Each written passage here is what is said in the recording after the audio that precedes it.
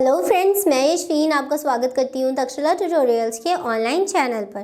तो दोस्तों, आज ये लेक्चर हमारा 13.7 लेक्चर 13.6 की बात करें तो उसमें हमने पढ़ा था मृदा परिच्छेदिका। मृदा परिच्छेदिका में उनके स्तर देखे थे कि कौन सा हॉरिजॉन ओ सबसे ऊपर मिलता है, horizon A B C R, ये सब चीज़ें हमने उसमें देखी थी कि कौन कौन से स्तर में क्या क्या चीज़ें मिलती हैं। फिर दो हमने छोटे टॉपिक्स देखे थे जैसे हाइबरनेशन और डायपॉज।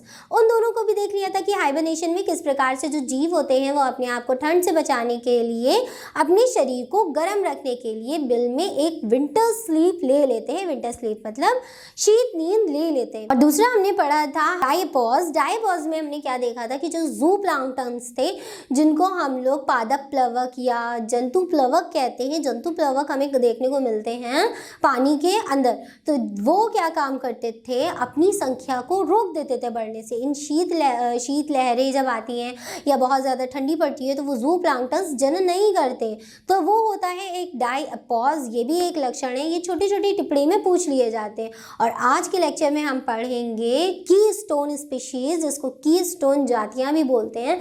बहुत ज़्यादा इंपॉर्टेंट टॉपिक है, बहुत पूछा जाने वाला टॉपिक है। मेरे खुद के पेपर में ये टॉपिक आया था, तो ये वाला टॉपिक पढ़ेंगे और इसके बाद कुछ टिप्पणी रिलेटेड क्वेश्चंस को हम देखेंगे। कुछ क्वेश्चंस ऐसे आते हैं कि निम्नलिखित पे संक्षेप में टिप्पणी कीजिए, ये क्वेश्चंस पूछे जाते हैं और इनके अंदर 4-5 टॉपिक्स लिखे होते हैं जो कि 2-2, 3-3 नंबर में पूछे जा सकते हैं। ठीक, वो भी बहुत ज़्यादा इंपॉर्टेंट होते हैं क्योंकि उनको लिखने पर पूरे नंबर मिलते हैं। इसलिए हम क्या करेंगे, आज हम एक टॉपिक लेंगे, keystone species, most important topic है। इसको पढ़ेंगे कि ये क्या होता है, फिर उसके बाद हम देखेंगे कुछ टिप्पणियों को, जो इस चैप्टर से रिलेटेड कुछ टिप्पणी है, कुछ पॉइंट्स ऐसे हैं जिनके बारे में आपको पता होना चाहिए, जो कि पेपर में पूछे जाते हैं। 18 के भी पेपर में पूछा गया है, 19 के भी पेपर में पूछा गया है।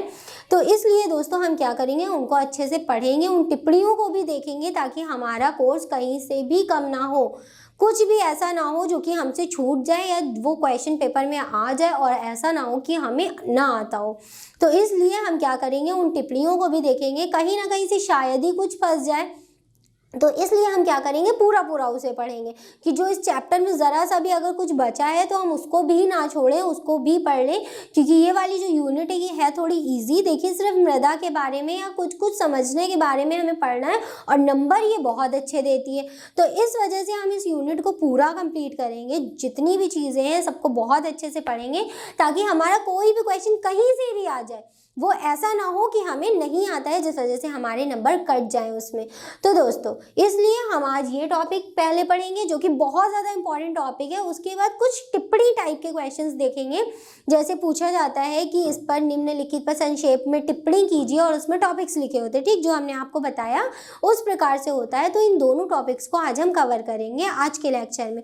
तो चलिए दोस्तों, अपना लेक्चर शुरू करते हैं, जो कि है कीस्टोन स्पीशीज, या इसको हिंदी में कहते हैं कीस्टोन जातियाँ। बहुत ज़्यादा इंपॉर्टेंट टॉपिक है और समझने वाला इसमें कुछ ज़्यादा नहीं है। इसमें हमें सिर्फ इतना देखना है कि वो जाति, मतलब कोई भी एक टिपिकल जाति ले लीजिए जो पूरे समुदाय पे राज करे। ठीक, पूरे समुदाय पे राज करे या वो उसकी संख्या बहुत ज़्यादा हो, बाकी जातियों को देखते हुए उसकी संख्या ज़्यादा हो, वही कहलाती है कीस्टोन स्पीशीज। ठीक, जिसका दबदबा उस पूरे क्षेत्र पे सबसे ज़्यादा हो। ठीक, मतलब डॉन लाइक स्पीशीज हो, जैसे कि लायन की होती है। कोई एक समुदाय है जहाँ पे बहुत ज़्यादा तादाद में शेर मिल रहे हैं, ठीक, तो वहाँ पे क्या होगा, वो पूरा क्षेत्र, वो पूरा समुदाय कीस्टोन जाति कहलाएगा शेर की। लेकिन अगर हम पादप की बात करें तो काफ़ी सारे ऐसे पादप होते हैं, जैसे कोई फॉरेस्ट है जहाँ पे चीड़ के वृक्ष बहुत ज़्यादा मिल रहे हैं, चीड़ के वृक्ष बहुत ज़्यादा मिल रहे हैं, तो उसको हमने कह दिया चीड़ वन। ठीक, क्यों चीड़ वन बना दिया, क्योंकि वहाँ पे चीड़ के वृक्ष बहुत ज़्यादा मिल रहे थे, इस वजह से। तो कीस्टोन जातियाँ वे जातियाँ होती हैं जिनका पूरे समुदाय पे दबदबा सबसे ज़्यादा होता है और सबसे ज़्यादा संख्या में मिलने वाली भी यही जातियाँ होती हैं। कोई और अगर जातियाँ देखा जाए तो उनसे ज़्यादा तादाद में, उनसे ज़्यादा डोमिनेंट, जिनको प्रभावी बोलते हैं, प्रमुख टाइप से बोलते हैं, प्रमुख तो सब जानते होंगे ना, बहुत ही ज़्यादा प्रमुख, बहुत ही ज़्यादा मुख्य जातियाँ जो होती हैं उन्हीं को कीस्टोन स्पीशीज कहते हैं। अब मान लीजिए एक जाति है जिसकी तादाद बहुत ज़्यादा है और एक जाति है जिसकी तादाद बहुत कम है। तो वहाँ की कीस्टोन जाति कौन सी होगी? जिसकी तादाद बहुत ज़्यादा हो, ठीक, तो वो कहलाएगी कीस्टोन जाति। अब हम इसको पढ़ते हैं कि हमने क्या लिखा है, इसको डिस्क्राइब करके आपको बताते हैं। शॉर्ट फॉर्म में हमने आपको बता दिया, आई होप आपको समझ आया होगा। फिर भी अगर आपके कोई डाउट है तो आप इजीली कांटेक्ट करके ज़रूर पूछिए कि मैम हमको ये नहीं समझ में आ रहा है, ये दोबारा बता दिए। और ज़रूरी नहीं है कि वो इसी चैप्टर से रिलेटेड हो, आप किसी भी चैप्टर से रिलेटेड हमसे कोई भी डाउट पूछ सकते हो, ठीक। आगे देखते हैं कीस्टोन जातियों में हमें क्या पढ़ना है।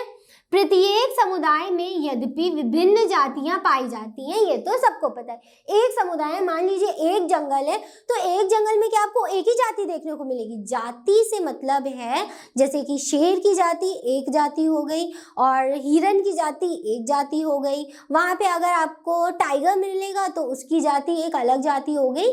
तो जातियों का मतलब केवल एक जीव नहीं है, पूरी जाति है। जैसे मानव जाति है तो इसमें मानव जाति में कौन आता है? केवल मानव आते हैं। मानव जाति में हम शेर को तो नहीं रख सकते क्योंकि वो एनिमेलिया का होता है, हम भी एनिमेलिया के होते हैं, लेकिन उसकी जाति अलग होती है। वो पैंथरा होती है, वो लियो, पैंथरा लियो मतलब लायन होता है, पैंथरा टाइग्रिस वो क्या होता है? टाइगर होता है, ठीक। हमारा क्या है? होमो सेपियंस, तो उसकी जाति अलग है, हमारी जाति अलग है। हम दोनों जंतु हैं लेकिन हमारी जातियां अलग हैं, ठीक दोस्तों। तो प्रत्येक समुदाय में यद्यपि विभिन्न जातियां मिलती हैं। अब एक समुदाय, आप अपने ही इर्द गिर्द एक समुदाय बना लीजिए, ठीक, अपना ही मोहल्ला ले लीजिए, उसमें सबसे ज्यादा आपको कौन देखने को मिलेंगे? कोई जीव देखने को मिलेगा या आप खुद? कोई एक कॉलोनी है, वहाँ पे इंसान ज्यादा हमें मिलेंगे, ठीक। घर ज्यादा होते हैं, वहाँ इंसान ज्यादा मिलेंगे, तो वहाँ की कीस्टोन स्पीशीज कौन होगी? मानव होगी, ठीक। फिर आगे बढ़ते हैं। प्रत्येक समुदाय में यद्यपि विभिन्न जातियां पाई जाती हैं, एक जाति नहीं मिलती, हमें बहुत सारी जातियां। अब जरूरी नहीं है कि खाली मनुष्य वहाँ रहता है, वहाँ पे पेट एनिमल्स भी बहुत सारे रहते हैं जो लोग पालते हैं, और बकरी अकरी भी देखने को बहुत सारी मिलती है। तो अलग अलग जातियां हमें देखने को मिलती हैं, ये देखते हैं पाई जाती, परंतु समुदाय की सभी जातियां समान रूप से महत्वपूर्ण नहीं होती हैं, महत्वपूर्ण नहीं होती है। सारी जातियां, आप मान लीजिए अगर एक छोटा सा पौधा है तो उसकी जातियों का महत्व क्या होगा? उसकी जाति का क्या महत्व होगा? कुछ नहीं, एक छोटा सा पौधा ही तो है। परंतु समुदाय की सभी जातियां समान रूप से महत्वपूर्ण नहीं होती हैं। कुछ ही जातियां ऐसी होती है जो कि प्रमुख होती हैं, उनको डोमिनेंट स्पीशीज कहते हैं, and that dominant species is known as keystone species. और नहीं होती हैं एक या अधिक जातियां अन्य जातियों की तुलना में अधिक संख्या में, अधिक सुस्पष्टता मतलब जो दिखाई दे, ठीक, जिसका दबदबा वहां पे ज्यादा हो, जिसका डर खौफ या जिसकी संख्या वहां पे ज्यादा हो, सुस्पष्टता ज्यादा हो, तथा अधिक क्षेत्र में फैली होती है। ज्यादातर क्षेत्र में एक ही जाति फैली हो, ये जातियां अधिक क्षेत्र में फैली होती हैं तथा समुदाय की अन्य जातियों की वृद्धि व संख्या का नियंत्रण भी करती हैं, ठीक, संख्या का नियंत्रण भी करती हैं। इस प्रकार ये समुदाय की प्रमुख जाति या जातियां हैं जिसको डोमिनेंट स्पीशीज बोलते हैं। और डोमिनेंट मतलब ही वो होता है जो किसी को दबा के अपना लक्षण पहले प्रकट करे। ये हमने आपको वंशागति पढ़ा रहे थे तब पढ़ाया था, ठीक। डोमिनेंट स्पीशीज वो स्पीशीज होती हैं जो कि किसी और को दबा के खुद को क्या करती है? सुस्पष्टता तरीके से रूप दिखा देती हैं। जातियां डोमिनेंट जातियां कहलाती हैं। अनेक बार यही जातियां कीस्टोन जातियां मतलब कीस्टोन स्पीशीज, ठीक, कीस्टोन स्पीशीज कहलाती हैं। इस कारण ये समुदाय का नाम जाति के नाम पर पड़ जाता है। अब देखिए, जिसकी तादाद उस जगह पे ज्यादा होगी तो हमें उसका नाम रखने में ज्यादा दिक्कत नहीं होगी। जो वहाँ की कीस्टोन स्पीशीज है, कीस्टोन जाति है, उसी के नाम पर हम क्या करते हैं? उस समुदाय का या उस जगह का नाम रख देते हैं, वो इजी होता है। तो इस कारण ये समुदाय का नाम जाति के नाम पर पड़ जाता है। जैसे चीड़वन, अब देखिए चीड़वन है, तो चीड़वन में हमें क्या देखने को ज्यादा मिलेगा? चीड़ के वृक्ष देखने को ज्यादा मिलेंगे, सिंपल सी बात है। और चीड़ क्या हो गई? चीड़ के जो पेड़ होते हैं वो क्या हो गए? वहां की कीस्टोन स्पीशीज, क्योंकि एक वन है जहाँ पे हमको काफी सारी जातियां मिल रही है, लेकिन एक जाति ऐसी है जो कि बहुत ज्यादा सुस्पष्ट है, बहुत ही ज्यादा डोमिनेंट और प्रमुख है, तो उसी के नाम पे हमने उस जगह का, उस समुदाय का नाम रख दिया, दैट इज चीड़ वन। ठीक, तो वहां हमें देखने को क्या मिलेंगे, चीड़ बहुत ज्यादा देखने को मिलेंगे। फिर दूसरा है देवदार वन, यहाँ पे देवदार के वृक्ष ज्यादा देखने को मिलेंगे। उसी प्रकार से चीड़ देवदार वन या बहुत ज्यादा अलग अलग प्रकार के वन हमें देखने को मिलते हैं, और जो कि कीस्टोन जाति के नाम पे पड़ते हैं। आदि, ये आदि लिखा है, ठीक, कंफ्यूज ना होइएगा, थोड़ा घुमा दिया है, तो ये आदि इस प्रकार से क्या होता है, उनका नाम पड़ जाता है, और जो वहाँ की कीस्टोन स्पीशीज होती है। आई होप अब आपको समझ में आ गया होगा कीस्टोन जातियां क्या होती हैं। वे जातियां जो कि प्रमुख होती हैं, वे जातियां जो कि अपनी संख्या में बहुत ज़्यादा बड़ी होती हैं, बहुत ज़्यादा तादाद उनकी बड़ी होती है, प्लस वो डोमिनेंट जातियां होती हैं जो कि दूसरी जातियों को भी नियंत्रण करती हैं, जिस वजह से इन्हें क्या कहते हैं, कीस्टोन जातियां कहते हैं। और कभी कभी क्या होता है कि इन्हीं के ऊपर, इन्हीं के नाम के ऊपर, इन कीस्टोन जातियों के नाम के ऊपर क्या करते हैं, पूरे पूरे समुदाय का नाम रख देते हैं। तो यही दोस्तों कीस्टोन स्पीशीज होती है। बहुत इंपॉर्टेंट टॉपिक है, most of the important topic है इन दिस चैप्टर। ठीक, इस चैप्टर का अच्छा खासा इंपॉर्टेंट टॉपिक है, बहुत बार पूछा जाता है ये टॉपिक, तो आप यहाँ से लेकर यहाँ तक कि इजिली लिख सकते हो, पूरा पूरा लिखिएगा, कोई भी लाइन बीच में काटने की जरूरत नहीं है। एक एक टॉपिक, एक एक लाइन करके, एक एक पॉइंट करके आप इसको अच्छे से याद कर लीजिएगा, नोट से भी पढ़ लीजिएगा। यहाँ पे हमारा दोस्तों कीस्टोन जातियां कंप्लीट होता है। इसके बाद हम बढ़ते हैं अपने नेक्स्ट टॉपिक की तरफ, जो हमने आपको बताया था कि टिप्पणी कीजिए टाइप से, टिप्पणी संक्षेप में लिखिए, उस टाइप से होता है। 2-3 हम वो भी देखेंगे और उसके बाद अपना लेक्चर कंप्लीट कर देंगे। तो दोस्तों चलिए देखते हैं कि किन किन टिप्पणियों के बारे में हमें पढ़ना होता है। तो दोस्तों अब हम पढ़ेंगे टिप्पणियों के बारे में। हमारा टॉपिक है निम्नलिखित पर संक्षेप में टिप्पणी कीजिए। ठीक, जिसमें से पहली हमारी टिप्पणी हमको दी गई है एज अ क्वेश्चन कि मरुस्थलीय पादपों और प्राणियों का अनुकूलन, कि मतलब किस प्रकार से मरुस्थलीय पादप और मरुस्थलीय जीव अपने आप को अनुकूलित करते हैं उस स्थान में रहने के लिए। किस स्थान में दोस्तों, मरुस्थल में रहने के लिए। तो सबसे पहले हमसे पादप के बारे में पूछा गया, हम पादप का बताएंगे कि पादप किस प्रकार से अपने आप को अनुकूलित करते हैं ताकि वो एक मरुस्थल में रह सके। तो सबसे पहला वाला क्या है, हमारा पादप का हम लेंगे, और इसका पहला पॉइंट है इनकी जड़ें बहुत लंबी, शाखित, मोटी एवं मिट्टी के नीचे अधिक गहराई तक जाती हैं। ऐसा क्यों, वाई, कि ये इनकी जो जड़ें बहुत लंबी होती हैं, शाखित होती हैं, मोटी होती हैं और मिट्टी के नीचे काफ़ी गहराई तक के धंसी होती हैं। क्योंकि दोस्तों जो मरुस्थलीय क्षेत्र हो जाए जैसे रेगिस्तान, उसमें क्या होता है, जो प्लांट होता है उसको पानी इतनी आसानी से नहीं मिलता है। पानी क्या होता है, मिट्टी के काफ़ी गहराई में मिलता है, जिसकी वजह से ये प्लांट क्या करता है, अपनी जड़ों को फेंकता है। अब खुद तो मिट्टी के अंदर नहीं चला जाएगा, तो ये क्या करता है, जो मिट्टी के अंदर पहले से है जैसे उसकी जड़ें, तो उनकी जड़ों को क्या करता है, बहुत ज़्यादा फैला देता है, काफ़ी ज़्यादा मोटी कर देता है, काफ़ी ज़्यादा दूर तक के। शाखित का मतलब ही यही होता है कि ये क्या करता है, कुछ इस प्रकार से उनको फैला देता है। अब मानिए यहाँ पर क्या है, एक प्लांट लगा हुआ है, एलोवेरा ही समझ लिए, ठीक, यहाँ पे लगा हुआ है और इसकी जड़ें, और यहाँ पे हमें क्या देखने को मिल रहा है, पानी। ठीक, यहाँ पे पानी है और यहाँ पे एक प्लांट है। अब इस प्लांट को चाहिए पानी, तो क्या ये यहाँ से खिसक के यहाँ पे आएगा? नहीं दोस्तों, ऐसा तो नहीं करेगा वो। ये क्या करेगा, अपनी जड़ों को इतना शाखित कर देगा, इतनी लंबा कर देगा कि वो इस पानी तक के आराम से पहुँच सके। और जब इसकी जड़ें इस पानी तक की ईजिली पहुँच जाएंगी, तो ये क्या करेगा, आराम से यहाँ वाटर का अब्जॉर्प्शन करके अपना काम पूरा कर लेगा।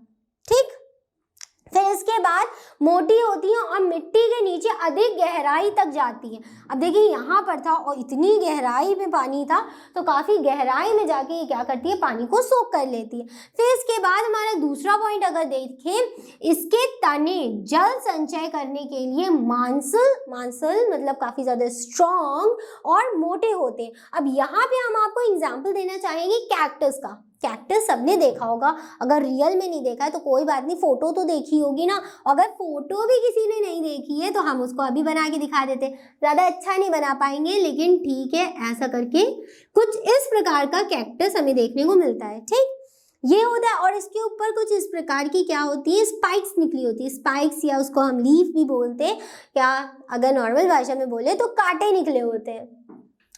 मांसल और मोटे होते हैं। दोस्तों ये मान लीजिए उसकी लीफ है और ये जो आपको मोटा मोटा सा हिस्सा दिख रहा है यही इस कैक्टस का तना है। अब ये इस कैक्टस का इतना तना मोटा क्यों होता है? क्योंकि मेन जो पानी का अब्जॉर्प्शन होता है, संचय करके उसका जो स्टोरेज होता है वो कौन करता है? तना करता है। ठीक, तो तना को वो इतना मोटा मांसल, और कभी आप अगर कैक्टस को छूइएगा, कांटों पर से ना छू लीजिएगा, जो इसका ये वाला पार्ट होता है, बॉडी पोर्शन होता है, स्टेम पोर्शन होता है, इसको छूइएगा तो ये काफ़ी ज़्यादा हार्ड होता है।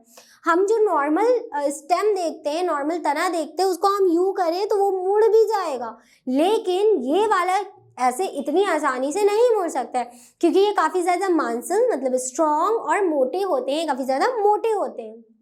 क्यों मोटे होते हैं? ताकि ये जल का संचय कर सके। क्यों दोस्तों इनको जल के संचय की ज़रूरत होती है? क्यों ये इतने मोटे होते हैं? क्योंकि जो मरुस्थल भाग होता है वहाँ आप जान सकते हैं कि किस प्रकार की गर्मी होती है, पानी की कमी होती है, जिस वजह से अगर इनको पानी मिल गया ना तो बस उसको स्टोर करके रख लेते हैं और उसी को रीयूटिलाइज करते रहते हैं अपने डेवलपमेंट में। फिर आगे बढ़ते हैं, मोटे होते हैं। तीसरा, रंध्र धसे होते। रंध्र हो गया दोस्तों स्टोमेटा। स्टोमेटा क्या होता है? कुछ इस प्रकार से बीन लाइक स्ट्रक्चर होता है। सबने छोटे क्लासेस में पढ़ा होगा स्टोमेटा को। स्टोमेटा को तो जरूर पढ़ा होगा। ये होता है क्या? स्टोमेटा।